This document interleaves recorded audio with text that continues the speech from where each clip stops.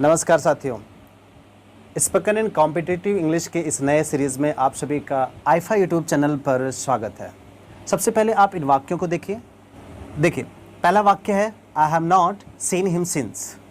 दूसरा वाक्य है how long has it been since you joined IIFA.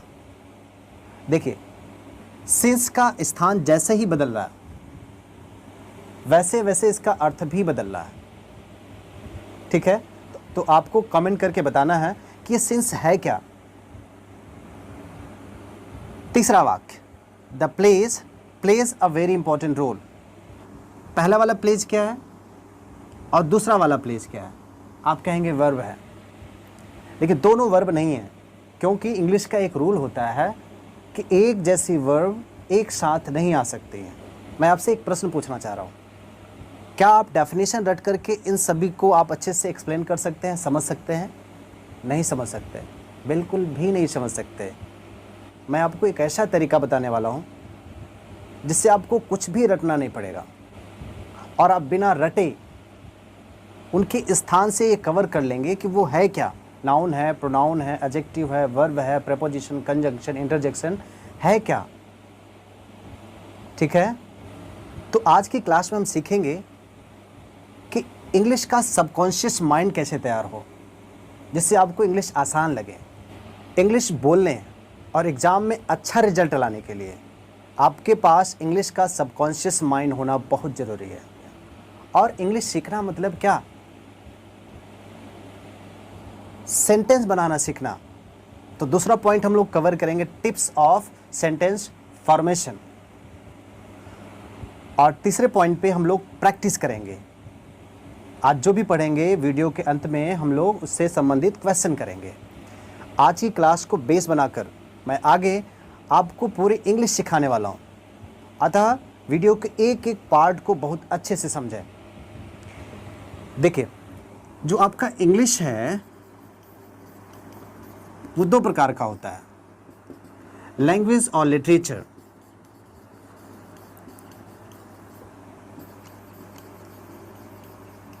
Literature हम लोगों को यहाँ नहीं कवर करना है, हम लोग कवर करना है लैंग्वेज। तो लैंग्वेज होता क्या है? Medium of communication. Medium of communication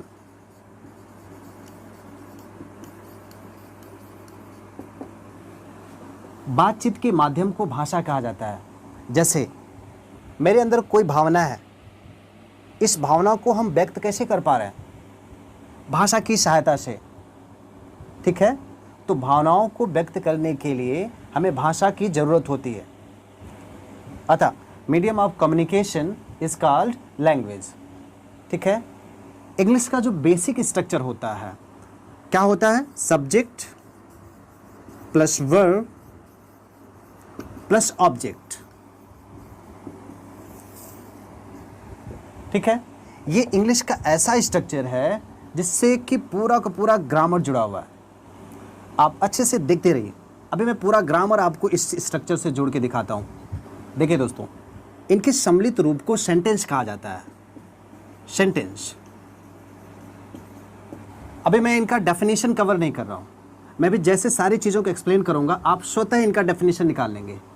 ठीक है, देखिए, ये जो सेंटेंस है ये दो प्रकार का होता है, subject and predicate. Subject and predicate. ये सीखना क्यों जरूरी है? देखिए, सेंटेंस को हिंदी में कहते हैं वाक्य, और एक होता है आपका उपवाक्य। उपवाक्य को इंग्लिश में कहते हैं क्लॉज। आप क्लॉज की डेफिनेशन देखिए, a group of words which has its own subject and predicate and it is also a part of a sentence is called clause। ये क्या लिखा है आप उसको भूल जाइए, बस इतना समझिए कि वहाँ दो शब्द लिखा है, सब्जेक्ट एंड प्रेडिकेट। मतलब यदि आपको क्लॉज समझना है तो आपको क्या आना चाहिए? सब्जेक्ट और प्रेडिकेट अच्छे से आना चाहिए। ठीक है, जैसे हम लोग अभी आगे बढ़ेंगे तो सेंटेंस के दो टाइप होते हैं, बेसिस ऑन फंक्शन और बेसिस ऑन स्ट्रक्चर। तो जो बेसिस ऑन स्ट्रक्चर होता है सिंपल, कंपाउंड एंड कम्प्लेक्स होता है, मैं आपको कंपाउंड सेंटेंस की डेफिनेशन बताता हूँ। A sentence which has minimum 2 finite verbs and 1 principal clause and all other coordinate clause. मतलब अगर सेंटेंस कवर करना है तो आपको क्लॉज आना चाहिए, ठीक है। आप समझ पा रहे होंगे कि कैसे एक दूसरे से सारी चीज़ें जुड़ी हुई हैं, सब कुछ जुड़ा हुआ है। आप बस देखते रहिए। देखिए, ये जो आपका सब्जेक्ट है ये 2 पार्ट में होता है। क्या क्या? हेड वर्ड एंड क्वालिफायर, ठीक है। और ये जो क्वालिफायर होता है ये होता है आपका डिटरमिनर और एडजेक्टिव। डिटरमिनर क्या होता है? ए, एन और द। आप बहुत अच्छे से जानते हैं ए एंड द को आर्टिकल भी कहा जाता है, ठीक है। चलिए अब हम इसको इससे जोड़ते हैं। यहां एक बात समझिए, जो आपका ये सब्जेक्ट होता है या तो नाउन होता है या प्रोनाउन होता है, इसके अलावा कुछ भी नहीं होता है, ठीक है। सब्जेक्ट को अच्छे से समझने के लिए हमें किन किन चैप्टर्स को कवर करना पड़ेगा? नाउन, प्रोनाउन, आर्टिकल और एडजेक्टिव, ठीक है। और देखिए, ये जो आपका ऑब्जेक्ट होता है, जो सब्जेक्ट की प्रॉपर्टीज होती है वही ऑब्जेक्ट की प्रॉपर्टीज होती है। इसका मतलब ऑब्जेक्ट को भी समझने के लिए आपको 4 चैप्टर चाहिए, नाउन, प्रोनाउन, आर्टिकल और एडजेक्टिव। बात ठीक है। चलिए अब हम लोग और आगे बढ़ते हैं। इंग्लिश में जो सबसे ज़्यादा इम्पॉर्टेंट है वो है आपका वर्ब। और वर्ब क्या होता है? केवल आप 2 शब्द समझिए, एक्शन और एग्जिस्टेंस। एक्शन मतलब क्या? जैसे मैं आपको पढ़ा रहा हूं तो मैं कौन सा एक्शन कर रहा हूं? पढ़ाने वाला। आप देख रहे हैं तो आप कौन सा एक्शन कर रहे हैं? देखने वाला। तो ये जो एक्शन है इसे कैसे कवर करेंगे? जिन जिन शब्दों के अंत में ना आएगा, जैसे पढ़ना, लिखना, सोना, उठना, बैठना, देखना, पढ़ाना। बात समझ में आ रहा? तो जिन जिन शब्दों के अंत में ना आएगा वो क्या होगा? आपका वर्ब। वर्ब तो है लेकिन कौन सा वर्ब है? वो मेन वर्ब है, ठीक है। यहाँ एक बात ध्यान रखना पड़ेगा, जैसे स्लीप मतलब होता है सोना और गोल्ड का मतलब भी होता है सोना। देखो, गोल्ड नाम है और जो स्लीप वाला सोना है वो एक्शन है। तो वर्ब तभी होगा जब उसमें एक्शन होगा। बात ठीक है। बस आप दिमाग में एक शब्द रखे रहेंगे, ना। ये जो ना होगा वो क्या होगा? आपका वर्ब। वर्ब तो होगा लेकिन कौन सा? Main verb. चलिए एग्जिस्टेंस कवर करते हैं। देखिए, एग्जिस्टेंस का मतलब होता है अस्तित्व। इसके लिए मैं एक छोटा सा एग्जांपल लेता हूं। वह डॉक्टर है, वह डॉक्टर है। यहां से मैं है को हटा देता हूं। अभी क्या है? इस वाक्य का कोई अस्तित्व है कि डॉक्टर है, कि बनेगा, कि मर गया? कुछ पता चल रहा है? नहीं। मतलब ये जो है ये क्या कर रहा है? अस्तित्व बता रहा है। और है की वर्ड मीनिंग क्या होती है? Is, am, are. यही पास्ट में होता तो क्या होता है? वाज, वर, ठीक है। इसी को कहते हैं आप auxiliary verb.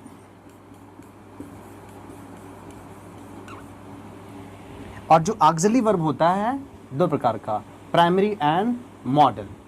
Total auxiliary verb कितने होते हैं? 24, जिसे हम आगे कवर करेंगे। यहां बस आपको इतना ध्यान देना है कि वर्ब होता क्या है। एक्शन और एग्जिस्टेंस, 2 शब्द दिमाग में रखिए, एक्शन और एग्जिस्टेंस। एक्शन कैसे कवर करेंगे? अंत में ना आएगा। और ये क्या बताता है? अस्तित्व बताता है। अब मैं यहाँ वर्ब की थोड़ा सा इंपॉर्टेंस बताता हूँ। आप लोग टेंस कैसे पढ़े थे? थोड़ा सा याद करिए। जैसे Ram pledge cricket, Ram is playing cricket, Ram has played cricket. इसमें हो क्या रहा है? देखो, राम और क्रिकेट, सब्जेक्ट और ऑब्जेक्ट अपने स्थान पे स्थिर है। क्या चेंज हो रहा है? केवल वर्ब। मतलब अगर टेंस अच्छे से सीखना है तो वर्ब अच्छे से आना चाहिए, और जैसे ही आप टेंस सीखते हैं उसी से संबंधित क्या होता है वॉइस, और उसी से संबंधित क्या होता है आपका नरेशन। मतलब देखिए, वर्ब से कितने चैप्टर जुड़े हैं आपके? Basic verb, advance verb, question tag, verb agreement, tense, voice और नरेशन। थोड़ा माइंड करिए आप, हमने क्या क्या कवर कर लिया? Noun, pronoun, adjective, article, verb, tense, voice, narration, verb agreement, question tag. अब बच क्या रहा है? प्रेपोजिशन, कंजक्शन और इंटरजेक्शन।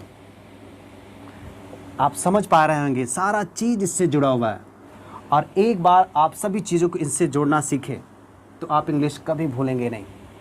चलिए हम लोग और आगे बढ़ते हैं। अब मैं थोड़ा सा सब्जेक्ट को डिफाइन करता हूँ। यहाँ सब्जेक्ट क्या होता है? जैसे आई एम टीचिंग यू, तो ये जो एक्शन है, एक्शन क्या है? टीच, पढ़ाना। तो इस एक्शन का मालिक कौन है? मैं।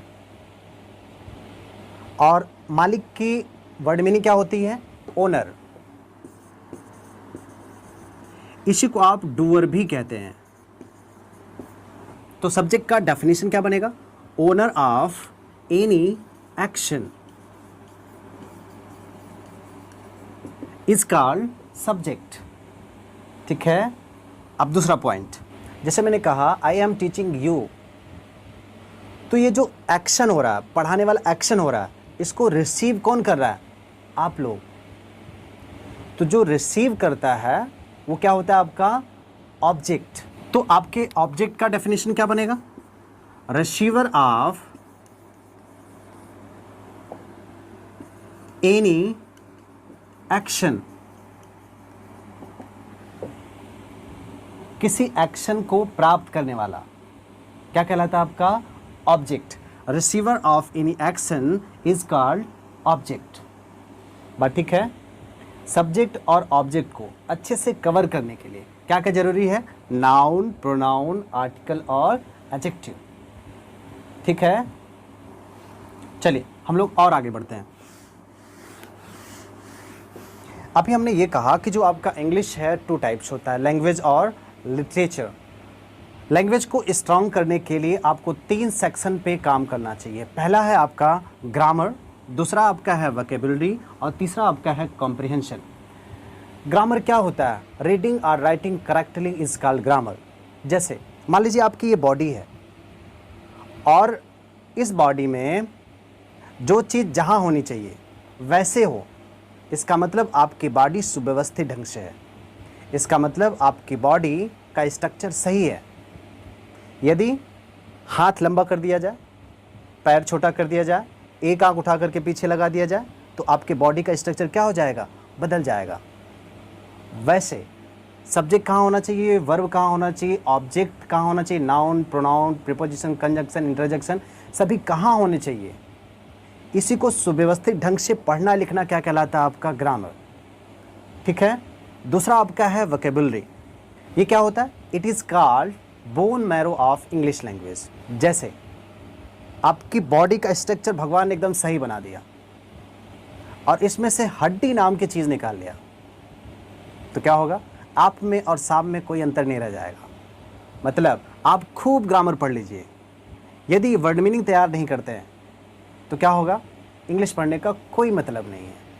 वोकैबुलरी के अंदर आपको कवर करना रहेगा क्या क्या?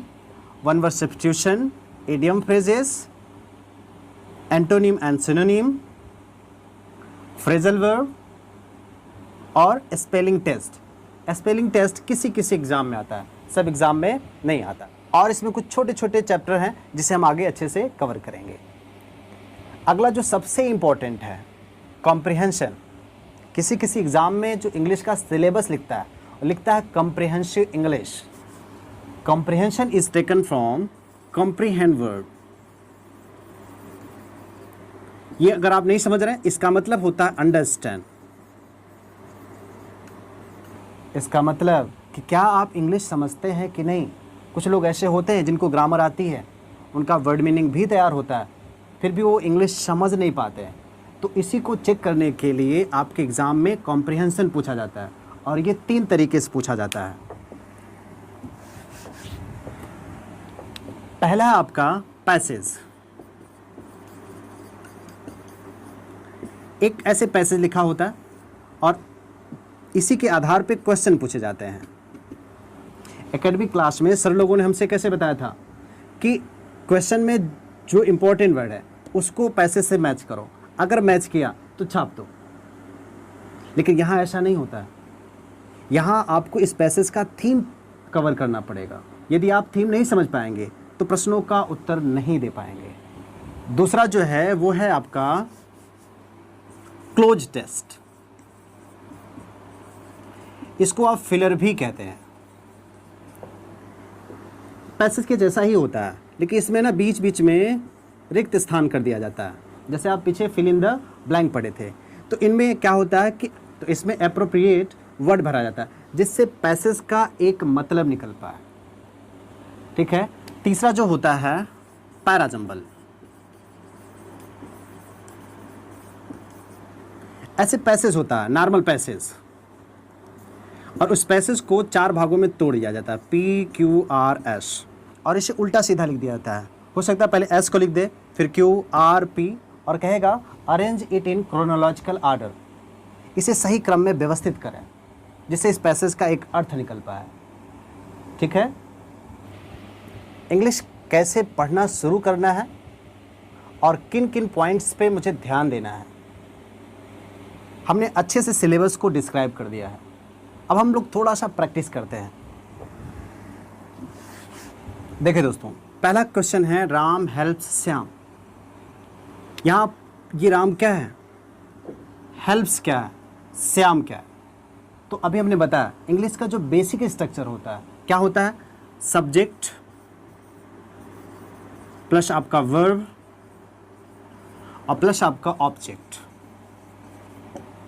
तो इसके बिहाफ पे आप सबको पकड़ सकते हैं। देखो तो राम क्या हुआ, सब्जेक्ट। क्यों कि जो एक्शन हो रहा है, हेल्प करने वाला जो एक्शन हो रहा है, इस एक्शन का मालिक कौन है, राम, इसलिए क्या है ये सब्जेक्ट। और ये जो हेल्प करने वाला एक्शन है इसको रिसीव कौन कर रहा है, श्याम, तो यहाँ श्याम क्या हो गया, ऑब्जेक्ट। बट ठीक है। अब देखो सब्जेक्ट और ऑब्जेक्ट हमने बदल दिया। यहाँ सब्जेक्ट कौन है, श्याम। क्यों, क्योंकि जो एक्शन का मालिक है कौन है, श्याम, और रिसीव कौन कर रहा है, राम। अब तीसरे एग्जांपल में द प्लेज क्या है, सब्जेक्ट अकॉर्डिंग टू दिस। ये प्ले क्या है, वर्ब है, और ये पूरा क्या है, ऑब्जेक्ट वाला पार्ट है। अभी हमने कहा जो सब्जेक्ट की प्रॉपर्टी होती है वही ऑब्जेक्ट की भी प्रॉपर्टी होती है। और सब्जेक्ट और ऑब्जेक्ट को कवर करने के लिए कितने चैप्टर्स कवर करना होता है, नाउन, प्रोनाउन, आर्टिकल और एडजेक्टिव। देखो ये नाउन है, ये एडजेक्टिव है, ये एडवर्ब है, ये आर्टिकल है, अभी बताया हमने। ये क्या है, ये भी आर्टिकल। ये क्या है आपका, नाउन। ये क्या है आपका, वर्ब। देखिए दोस्तों, इंग्लिश सीखने के लिए सेंटेंस में कौन क्या रोल प्ले कर रहा है ये आपको बहुत अच्छे से समझ में आना चाहिए, तभी आप इंग्लिश अच्छे से सीख पाएंगे। और यदि आपको यहाँ थोड़ा भी प्रॉब्लम हो रहा है तो एक बात समझिए, एक ही क्लास में सारे इंग्लिश नहीं सिखाया जा सकता है। लगभग 4-5 वीडियो में मैं सब कुछ बेसिक बहुत अच्छे से कवर कर दूंगा। Okay, if you want to learn English easily, subscribe the channel and press the bell icon for new videos notification, and for my motivation hit the like button. See you in next video. Thanks for watching.